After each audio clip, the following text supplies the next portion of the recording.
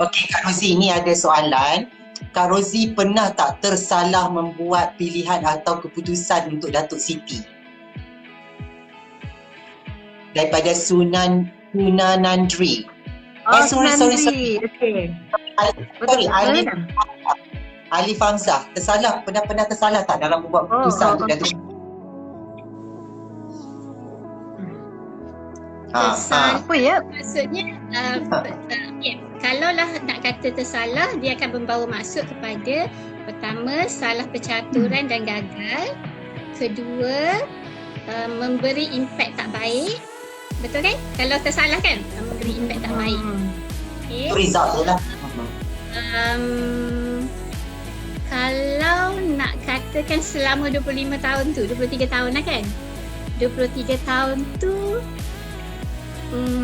tak rasa dia jadi sebaliknya pula kot. Ada perkara yang kita andaikan dia jadi biasa-biasa, tetapi dengan kita berbuat benda tu jadi sesuatu yang jauh untuk dikenang. Okay? Mungkin pada waktu tu kita merasakan benda tu sangat-sangat biasa saja. Benda tu yang mungkin apakah pelaburan kita akan memberi hasil? Apakah pelaburan kita akan berikan impak? Okey, contoh Kak Z bukan sejenis paksaan lah, sejenis macam minta Datuk Siti jom kita buat satu konsert untuk menggantikan konsert yang lain di Istana Budaya, konsert Unplugged. Okey, tapi pada waktu tu Datuk Siti sangat sibuk. Dia memang sangat sibuk dan menjadi perkara yang mungkin tak mungkin pun benda tu boleh buat.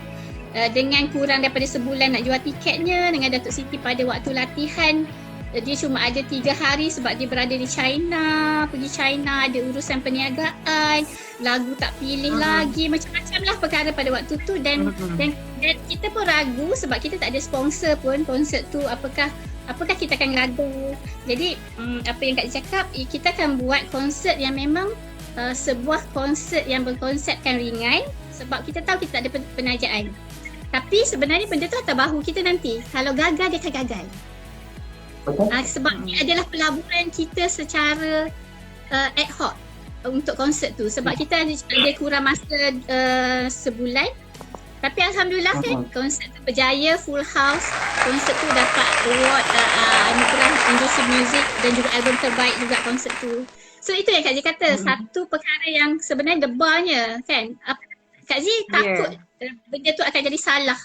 Kak Z takut benda tu akan jadi gagal. Dan Alhamdulillah kita pun tidak rugi dengan konsert tu sebab kita full house. Itulah benda yang percaturan kami dalam industri ni adalah nak buat sesuatu ikut kadar apa kita mampu tau Kifi. Kita tak boleh nak meletakkan, kita kena buat konsert macam Taiwan, artis China semua.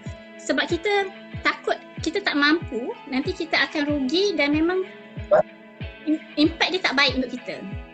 Sebab kita tak boleh menasihati benda tu kan baik. Jadi perkara-perkara tu yang Kak selalu fikirlah.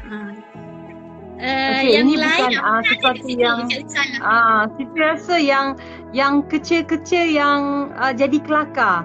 Dia gagal tapi jadi kelakar. Pengalaman dengan Kak Z ni. Dia gagal pertama yang saya ingat, Kak Rozi gosok baju saya tapi terbakar koyak dan saya kena perform. You pandai ya, you simpan itu cerita Kak Rozi. Tak, Kifi, Nurul syukur dia ada satu dia tahu satu Malaysia. Boleh buang. Okay, Kifi, Kak Z, kita buat showcase yang kat TN tu 1.5 jam Kifi. Dah lah 1 jam setengah.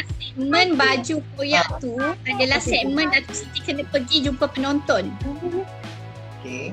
So, apa yang kami buatnya adalah baju bahagian depan yang lompong kena streka tu Kak Z letakkan ke belakang. Boleh dalam YouTube pun ada. So baju bahagian belakang tu ke depan. Nasib baik Michael orang buat zip tau. Jadi kononnya zip tu zip depan, sebenarnya zip tu zip belakang. Baju tu. Nasib baik depan dan belakang tiada beza. Tinggal ada zip je. Maksudnya saya tentu macam mana depan belakang sah. Masa tu saya kurus macam ni kan. So depan dan belakang tak ada beza. So tinggal zip je. Tak apalah dia orang nampak fashion kot zip kat depan. Padahal itu baju yang sepatutnya zip di belakang. Satu Macam lagi juga baju yang dekat Indonesia. Kat Indonesia yang satu lagi adalah dia punya zip baju tu terkoyak. Jadi bila orang tengok Datuk Siti Sarom, satu macam overcoat, macam penampilan dia jadi macam tak berapa elok lah, tapi orang tak tahu sebenarnya nak tutup zip terkoyak.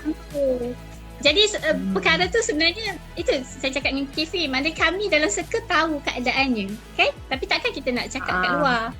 Memanglah. Satu lagi Kak Zee. Apa dia lagi? Satu lagi. Yelah, dulu masa saya kena nyanyi lagu-lagu yang tak biasa, saya memang macam perlukan lirik tau. So dulu sebelum saya ada teleprompter, kita pakai manual. So manual tu kena tulis dekat buku Manila Card ataupun buku lukisan dulu. Buku kertas lukisan besar tu kan kita tinggal naik satu line. So Kak Rosie ditugaskan waktu tu sebab selalunya ikut saya tak dapat teman. So Kak Zee ditugaskan untuk pegang lirik tu.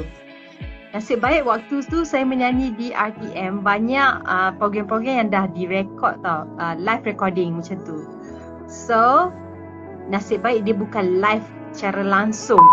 Saya tengah menyanyi, lirik tu saya tengah baca, dia tak alih-alih lirik tu. Saya hayal. Dia raih tengok goyang-goyang kepala dengan Datuk Siti nyanyi. Dia seronok masa saya dekat atas.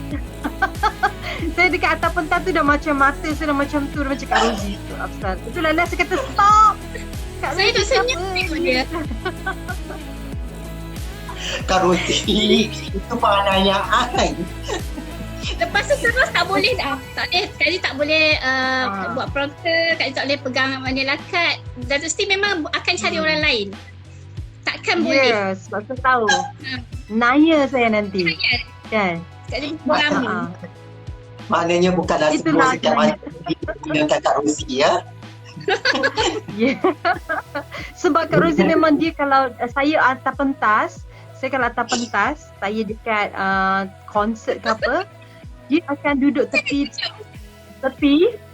pentas tu. Kalau orang tengok dia macam Siti Nurhaliza kat tepi pentas. Padahal saya dekat tengah pentas, dia kat tepi pentas. Siti Nurhaliza tepi pentas. Dengan muka. Dia macam rasukan tu dekat dia sebelah sana. Dia akan menyanyi, dia akan buat muka lah macam tu kan. So dia akan berkhayal gitu. Dulu dia boleh lakonkan balik Kak Zee macam mana. Tak boleh kacau dia kata.